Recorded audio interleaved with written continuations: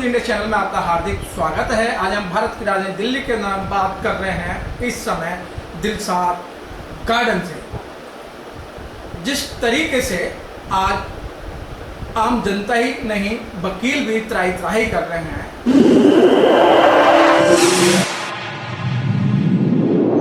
इस news channel पर जो भी वक्ता ने कहा वो उसकी अपनी राय है, जिसकी पुष्टि नेशन न्यूज इंडिया नहीं करता। धन्यवाद। तो उस संबंध में all India SC ST advocate welfare organisation जो बनी हुई ऑल ओवर इंडिया के अंदर, उसके प्रेसिडेंट, उसके अध्यक्ष दुष्यंत चौधरी जी, जो दिल्ली हाई कोर्ट और सुप्रीम कोर्ट के अधिवक्ता हैं, कानून के ज्ञाता हैं। आइए हम उनसे बात करते हैं कि जो एडवोकेट वेलफेयर एसोसिएशन है इसका क्या उद्देश्य है और ये एसोसिएशन कहाँ कहाँ काम कर रही है। दुष्यंत चौधरी जी, आपका नेशन न्यूज इंडिया में आपका हार्दिक स्वागत है।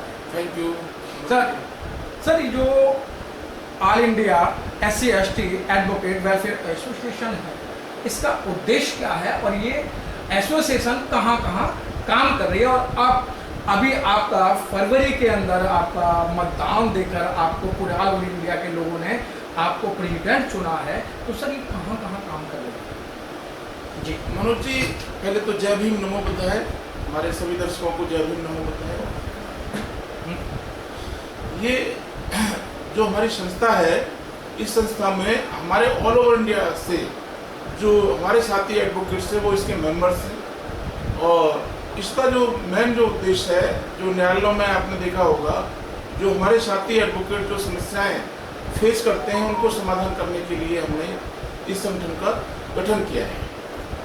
आप देखेंगे जैसे दो चार मैं आपको गिनाता हूँ, समस्याएं तो बहुत हैं।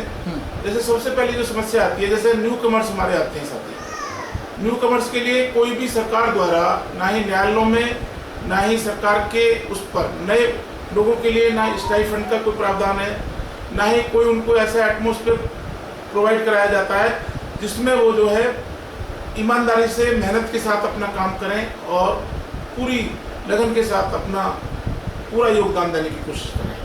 आपने देखा होगा कि उनको शुरू में लॉ करने के बाद जब न्यायालय में वो लोग आते हैं तो किसी भी तरीके की आर्थिक सहायता के लिए कोई भी प्लेटफॉर्म नहीं बना हुआ।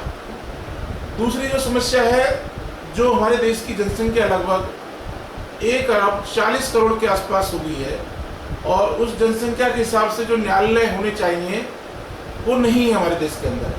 आपने देखा होगा कि एक व्यक्ति अपना केस लेके न्यायालय में जाता है और सालों साल उसको न्याय पाने में लग जाते हैं। तो इस ओर भी सरकार का ध्यान दिलाने का हमारा जो है वो है और उस पर समाधान करने का प्रयत्न है, प्रयास है। हमारे लोगों के बीच में देखा होगा कि आज भी बहुत सारी ऐसी चीज़ें हैं सरकार के द्वारा, न्यायालयों के द्वारा, जैसे आर्बिट्रेटर अपॉइंट करना, मीडिएटर अपॉइंट करना, सरकार के द्वारा पैनल देना, सरकार के द्वारा सरकारी अधिवक्ता नियुक्त करना, उसमें हम लोग कहीं भी खड़े नहीं होते और वो सिर्फ और सिर्फ सरकार ही उनको दे सकती है। तो सरकार के से अपनी आवाज़ को बुलंद करके, उनसे आग्रह करके अपने लोगों को उसमें हिस्सेदारी दिलाने का हमारा प्रयास है। आगे जो चीज़ें हैं, जैसे अभी कोरोना काल में न्यायालयों में वर्चुअली जो सिस्टम था वो इंट्रोड्यूस किया गया था, मगर आप देखेंगे कोर्टों के अंदर वाईफाई ना होने के कारण सभी हमारे अधिवक्ता साथियों पर स्मार्टफोन ना होने की वजह से या उस सिस्टम को प्रॉपर तरीके से ना जानने के कारण बहुत सारी समस्याओं का उन्हें सामना करना पड़ता है। तो इस चैनल के माध्यम से मैं सरकार से या और दूसरे न्यायालयों के जो प्रॉब्लम को सॉल्व कर सकते हैं उनसे आग्रह है कि वो ऐसा सिस्टम डेवलप करें कि कम से कम जो न्यायालयों में वाईफाई की सुविधा हो ताकि कनेक्टिविटी सही हो और जब केस की हियरिंग हो वर्चुअली तो वो प्रॉपर तरह से सुनवाई हो और उसका जो है प्रॉपर तरीके से समाधान निकले। और आगे जो इस तरह की जो और भी समस्याएं, जैसे देखेंगे कि हमारे लोग जो है आज तक दिल्ली का ही मैं उदाहरण दूंगा कि दिल्ली के अंदर एक हमारी संस्था है एडवोकेट्स की, उसमें हमारा प्रतिनिधित्व नहीं रहा आज तक। तो उसमें हमें अपना प्रतिनिधि पहुंचाने के लिए प्रयास करना जिसमें हमारा कोई भी समाज का हित रखने वाला, एडवोकेट साथियों का हित रखने वाला, उनकी आवाज़ को बुलंद करने वाला, ईमानदार, निष्ठावान, समाज के प्रति वफादार व्यक्ति को इस बार हमारा बार काउंसिल ऑफ दिल्ली में पहुंचाने का और उसके साथ साथ दूसरे स्टेट्सों में भी पहुंचाने का हमारा उद्देश्य है। कि वो पहुंचेगा तो अपनी आवाज़ को बुलंद करेगा और जो अपनी आवाज़ बुलंद होगी तो उसका समाधान भी होगा। और इसके साथ और जो हमारा उद्देश्य है कि हम हाई कोर्ट में फेस करते हैं कि जो कोई भी नई रिट फाइल होती है, कोई बेल एप्लीकेशन फाइल होती है, तो उसमें वहाँ क्या है कि कंसर्न जो क्लर्क के हमारे बार बार ऑब्जेक्शन रेज करते हैं, तो उनको हमें आग्रह करना है कि भैया फाइलिंग के बाद में सारे ऑब्जेक्शन एक बार आप बता दीजिएगा और जब एक बार बता देंगे तो बार बार हमें परेशान नहीं होना। हम क्या करते हैं कि जैसे हमने फाइलिंग की, फाइलिंग के बाद में पहले एक ऑब्जेक्शन रेज करेंगे, हमारे साथी ने वो ऑब्जेक्शन रिमूव किया, फिर दूसरा कर देंगे, फिर एक लंबा प्रोसेस चलता रहता है, जिससे हमारे जो साथी हैं वो बहुत परेशान होते हैं और इसको एक बहुत बड़ी समस्या के रूप में देखते हैं। और भी कई सारी समस्याएं जो है एडवोकेट साथियों के लिए, जो न्यूली अभी ई फाइलिंग का इन्होंने जो सिस्टम डेवलप किया है वो भी प्रॉपर तरीके से सब, क्योंकि सिस्टम तो इंट्रोड्यूस कर देते हैं मगर उसको अवेयरनेस की जो कमी रहती है सरकारों को या हमारे जो कोर्ट में जो हमारे जिम्मेदार जो लोग हैं उनको सबसे पहले अवेयरनेस प्रोग्राम चलाना चाहिए और अवेयरनेस करने के बाद में तब कोई सिस्टम बदलना चाहिए और तब कोई सिस्टम इंट्रोड्यूस करना चाहिए। सिस्टम इंट्रोड्यूस कर दिया जाता है मगर जो प्रॉब्लम्स होती हैं उस पर किसी भी तरीके की कोई अवेयरनेस प्रोग्राम नहीं चलाया जाता। तो इस तरह के जो हमारे एडवोकेट साथियों से रिलेटेड जो समस्याएं हैं, जैसे न्यायालयों की कमी को सरकार पे आग्रह करके जो कंसर्न जो अथॉरिटी हैं उनसे आग्रह करके उसको दुरुस्त करना, क्योंकि न्यायालय उसी जनसंख्या के अनुसार आप देखते होंगे मनोज जी कि केसों की भरमार लगी हुई है और उसी हिसाब से ना स्टाफ है। आज का ही मैं आपको उदाहरण दे रहा हूँ कि आज मेरा जो है जस्टिस मनोज कुमार होरी साहब की कोर्ट में जो है मैटर था, मेरा आइटम नंबर 66 था और मेरी हियरिंग ही नहीं हो पाई। 4:30 बजे तक जज साहब ने सुनवाई की और उसके बाद में बाकी केसों में डेट दे दी गई। तो इस तरह की बहुत सारी प्रॉब्लम्स हैं। 4 महीने की फिर डेट दे दी गई, अब डेट जो सितंबर में लगी है, अगर हियरिंग ही नहीं होगी केस में तो उसका फाइलिंग करने का कोई मतलब नहीं है। तो हमारा जो संगठन है अपने सभी साथियों की समस्याओं को कंसर्न अथॉरिटी के सामने आवाज़ उठाएगा और उनका समाधान कराएगा, ये हमारे उद्देश्य है। सर, जिस तरीके से हाई कोर्ट की बात करें, सुप्रीम कोर्ट की बात करें, आइटम नंबर तो दे दिया जाता है, आइटम की डेट दे दी जाती है कि भाई ये आइटम है और आपको उस समय होना है। क्योंकि जब आप लोग आइटम के पास जाते हैं और जब अपना बारी का इंतजार करते हैं तो अधिकतर डेट मिलने का काम होता है और जो जिनके लिए आप लड़ रहे हैं वो हताश होके बैठ जाते हैं। बिल्कुल सही कह रहे हैं आप। मैंने अभी आपको उदाहरण दिया कि मेरा आइटम नंबर 66 था और वो हियरिंग तक ही नहीं पहुंचा। ऐसा मेरे साथ नहीं, बहुत सारे साथी लोग जो ये फेस करते हैं, वो सिर्फ और सिर्फ हमारे जजेस का जनसंख्या के अनुसार, केसों की संख्या के अनुसार अपॉइंटेड नहीं होना, ये सरकार की जिम्मेदारी है। सरकार को जजों को बढ़ाना चाहिए। जब जज बढ़ेंगे तो निश्चित रूप से न्याय मिलेगा। जब जज ही नहीं बढ़ेंगे, इंफ्रास्ट्रक्चर ही नहीं बढ़ेगा, तो यही जो मतलब चलता रहेगा और ये समस्या एक ऐसी समस्या और विकराल रूप धारण करेगी।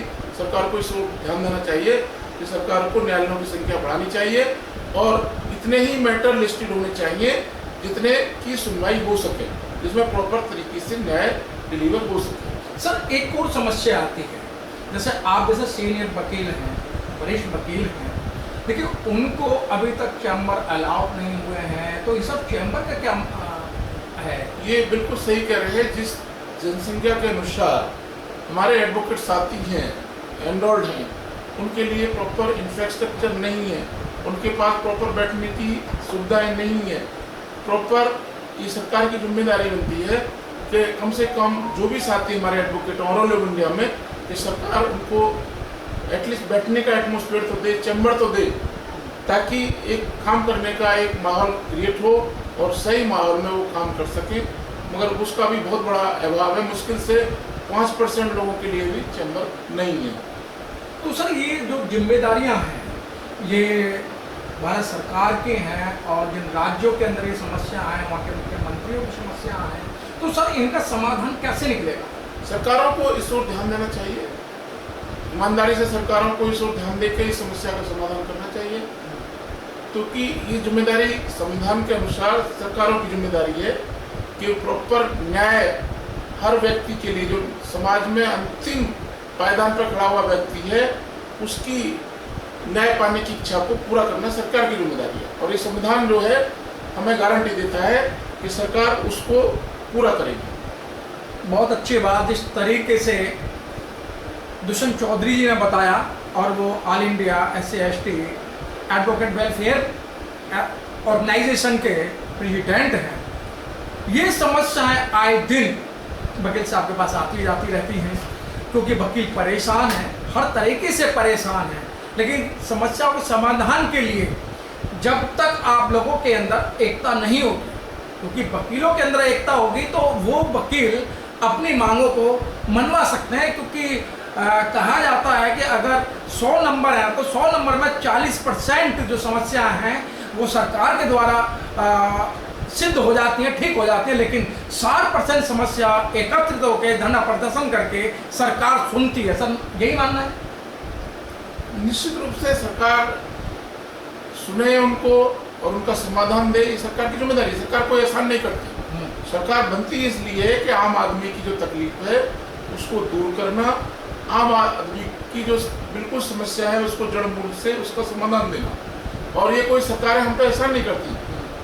सरकार चलाने के लिए भारतीय संविधान उनको परमिट करता है। भारतीय संविधान हर नागरिक को गारंटी देता है, न्याय पाने की गारंटी देता है, एक फंडामेंटल राइट है उसका। तो उसको पूरा करने के लिए इंफ्रास्ट्रक्चर इस्टेब्लिश करना ये सरकार की जिम्मेदारी है, सरकार को करना चाहिए। सरकार की जिम्मेदारी है, क्योंकि सरकार को बनाने वाले एक वोट जो दिया जाता है, चाहे वो वकील हैं, जज हैं, प्रधानमंत्री हैं, मुख्यमंत्री हैं, या एक लोअर क्लास का व्यक्ति है या रिक्शा चलाने वाला व्यक्ति है, उसका भी वोट की एक कीमत होती है। और जब एक वोट की कीमत होती है तो सरकार बनाई जाती है, उस पर सरकार को ध्यान देना चाहिए। और अभी जिस तरीके से दुष्यंत चौधरी जी, क्योंकि कानून के ज्ञाता मैं पहले बता चुका हूँ कि कानून के ज्ञाता जब किताबें पढ़ी जाती हैं, और कानून के ज्ञाता क्यों कहा जा रहा है, क्योंकि किताबें पढ़ के ही न्याय मिल सकता है।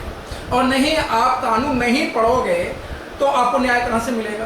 क्योंकि जिस तरीके हियरिंग की बात की कि आर्टिकल नंबर तो डाल दिया गया, वकील साहब पूरी तैयारी से गए, लेकिन जब उस पर डेट दे दी जाती है तो वो सारे आर्टिकल धराशायी हो जाते हैं। और जो जिनके लिए केस लड़ा जा रहा है वो फिर वही कहते हैं वकील साहब आप ठीक नहीं है, क्योंकि मेरा जो मुद्दा है वो नहीं आ रहा। लेकिन वो सरकार से तो नहीं लड़ सकते। सरकार के सामने अपनी पिटीशन डाल दी और उन्होंने कहा कि वो आर्टिकल नंबर इतना लग गया, तो ये सरकार की तो कमी है ना।